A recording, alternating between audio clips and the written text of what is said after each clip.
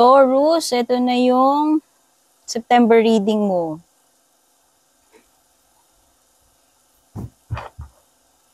Check natin ano yung mga paparating para sa iyo. Okay?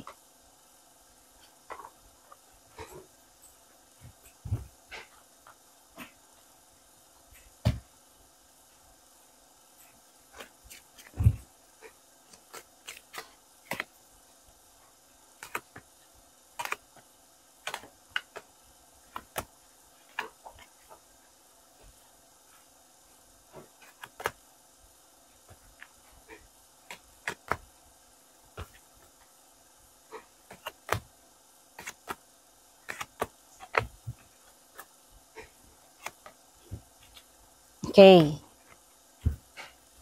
So, meron ka ditong purse, and then quill, owl, heart,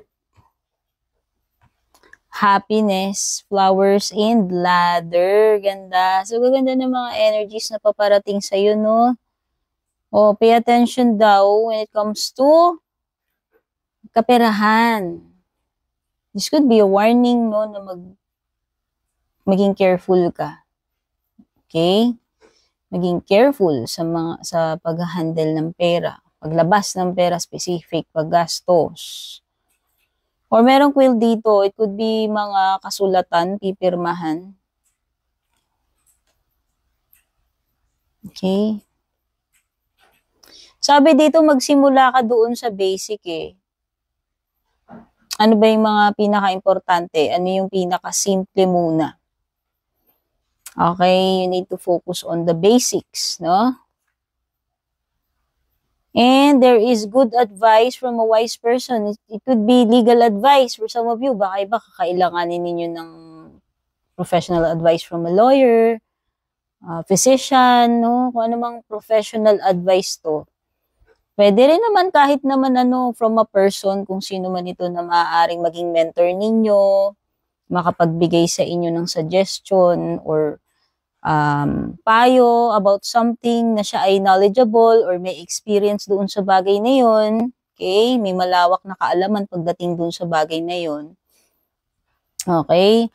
O, baka naman this is specific na sign na maaaring meron talaga kayong ma-receive na advice, and kung meron man, you should consider kung ano may advice na itong person na to. Kasi parang it's a wise suggestion or advice. Okay? Na dapat ninyo sigurong i-consider. And there is love for some of you. Deep love, affection, love, deep affection and caring. Yan. Siguro makaka-receive ka ng pwedeng love letter or makaka-receive ka ng... Ang love naman is malawak, hindi naman siya always kajowaan, romantic, no? Basta mafe-feel mo lang or someone na mag-e-express ng kanyang care and love or affection, romantic man ito or hindi. Okay? Pero meron talaga, merong mangyayari or mga mangyayari na maaari talagang magdulot sa inyo ng happiness. Kung ano man yan. Okay? Could be na results na magiging maganda and yun yung ikaka-happy mo. Basta it could be anything na magiging happy ka about. Pero meron ngang pwedeng pirmahan dito o pwedeng new contract yan. Ano man yung pipirmahan ninyo. No? Pero meron ding climbing towards success. So, baka ito ikaka-happy ninyo. Hindi lang ikaka-happy, ikaka-proud pa. Ikakapalakpak pa ng tenga ninyo kasi ito ay pag-akyat sa ladder, which is pag-angat, no? So, pwedeng yung iba dito, umaangat na yung status ninyo, yung position ninyo, antas ng pamumuhay ninyo, di ba? Or to the next level na yung relationship ninyo. Hindi ko alam kung tungkol saan yan, no? Kung ano po yung nagre-relate sa inyo since this is a general reading. Okay? May mga temporary situations din daw.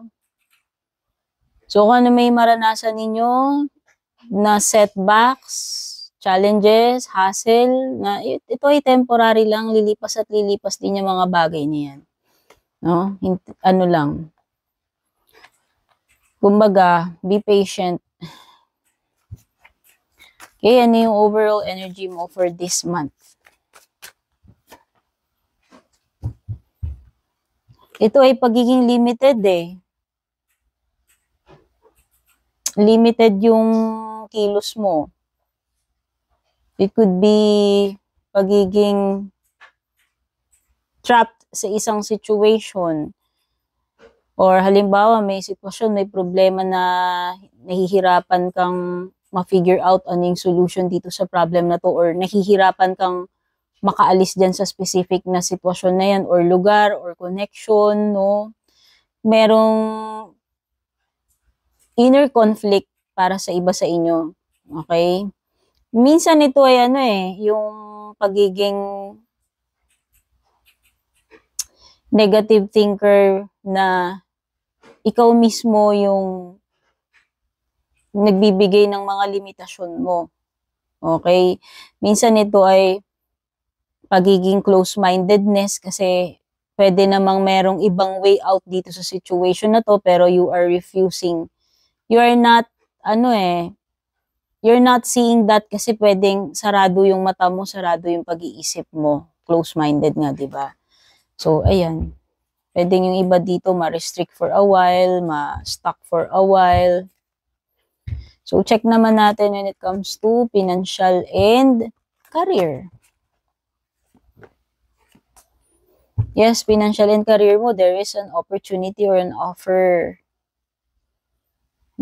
This is a potential na pwedeng potential to earn extra eh. Or sideline, or business, no? Could be an investment kasi itatanim mo pa lang yung Ace of Pentacles. This is potential pa lang. Ibig sabihin, mabibigyan katuparan lang tong potential na to, ma-earn mo lang siya kung talagang sisimulan mo, magpuput ka ng effort. But without work, mananatili yung potential. Kagaya ng nangyayari sa'yo dito. Na kung wala kang gagawin, mananatili ka lang dyan. Okay? So, you need to find a way out of this kind of mentality or situation para mapakinabangan mo itong full potential na to. Ma-reach mo yung full potential. Sayang eh. And be careful when it comes to money. Someone na pwedeng mag-take advantage, mag-scam, or mangupit. Basta this is someone na merong hindi magandang intention, palihim, panakaw ang kilos, no? Or pwedeng minsan hindi naman laging ganun lang ibig sabihin niya ni Seven of Swords. Pwedeng minsan kailangan nating dumiskarte eh. Makahanap tayo ba ng sarili nating diskarte? Minsan ganun yun. Minsan ito yung answer doon sa problem. Okay? So, when it comes to love life,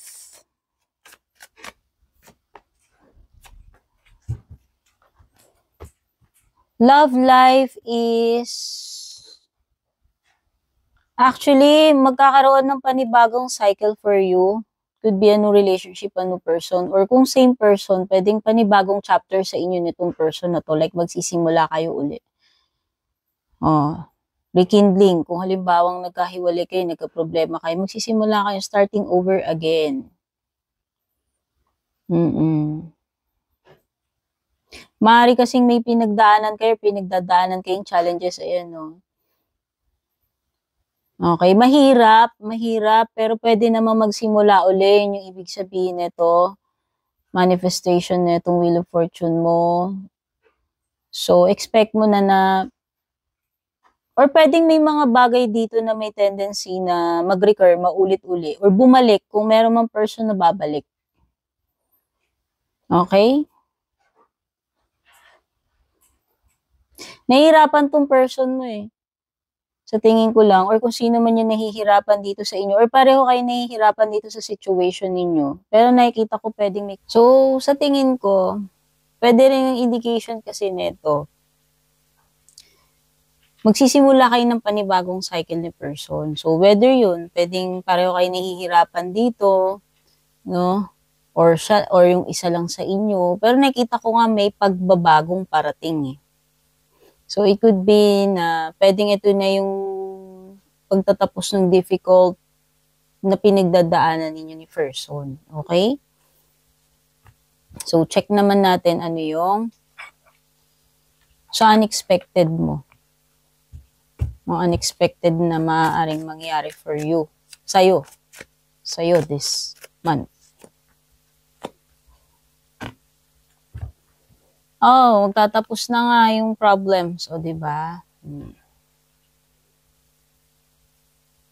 Matatapos na yung mga wino-worry mo, ino-overthink mo, yung sleepless nights para sa'yo, yung kawalan ng peace of mind. Ano man yung cost niyan, pwedeng yun yung mawawala na or matatapos na yung nagkukos ng mga pag-aalala mo. Oh, I think, oo. Meron, oo, if ever na merong mga nanghaharas sa'yo, yung tipong nape-pressure ka, ayan. Yung tipong nape-pressure ka, nahaharas ka, ayan. Mag-end na yan. Kasi yun, ewan ko, meron something with the Knight of Swords na yun yung parang nagiging cause ng pressure sa'yo eh. Na parang namamadali ka, nararush ka, alam mo yun. So, nakikita ko dito, matatapos na yung wino-worry mo na yan. And yung good stuff naman yung maganda mangyayari for you.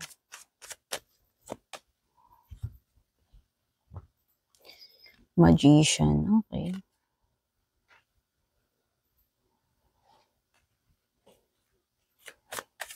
Oops.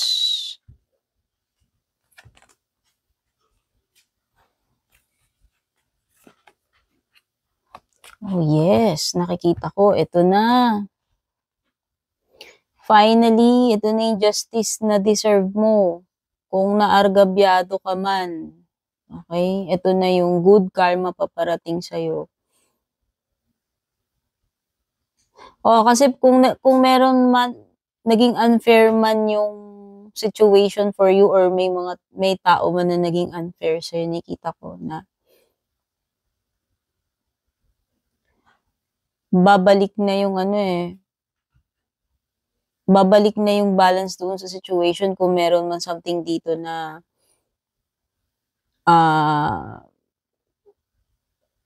nalagay ka sa dehado na position. Kasi nga, yun yung indication ng Wheel of Fortune mo, di ba? Sabi ko nga, merong mag-iiba yung sitwasyon. Pwedeng magbabaliktad and mare-restore na yung justice, peace, or balance with the justice card.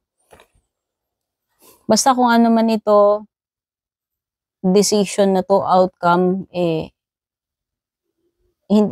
will be in your favor kung ano man yan. O, pwedeng legal matters din ito, by the way. Like, mga contracts, documents na pipirmahan since lumilitaw yan kanina dito. I think, positive results yung dala-dala ni Justice card. By the way, this is Libra energy. Merong Gemini energy, Libra, yes, mga air signs.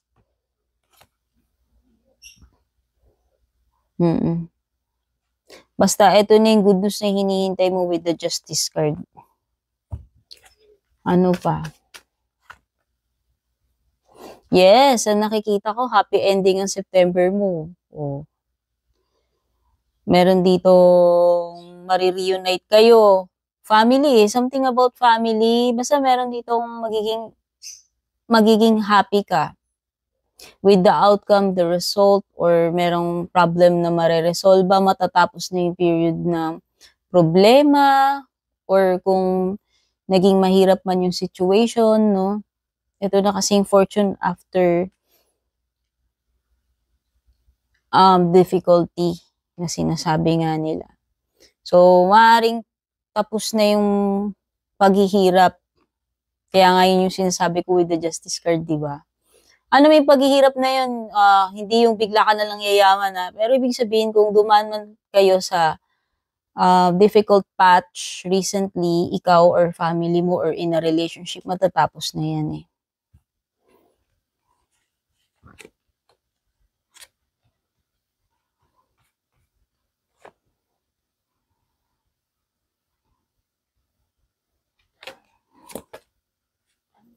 Di ba? Meron kang successful outcome with the Chariot. Cancer energy, by the way. Yeah, so nakikita ko, successful talaga yung outcome nito. Okay? Kaya nga may happy ending ka dito eh. Itong tatlong card na to. Okay? So this month, magiging maganda yung outcome. Ano man ang difficult situation na pinagdadaanan nyo, if ever, or meron man kayong goal dito. Okay, so yan yung reading mo. Take care, God bless. And kung balak nyo pong mag-book or mag-inquire ng personal readings ko, basahin nyo lamang po itong nakasulat sa screen or yung nakalagay sa description.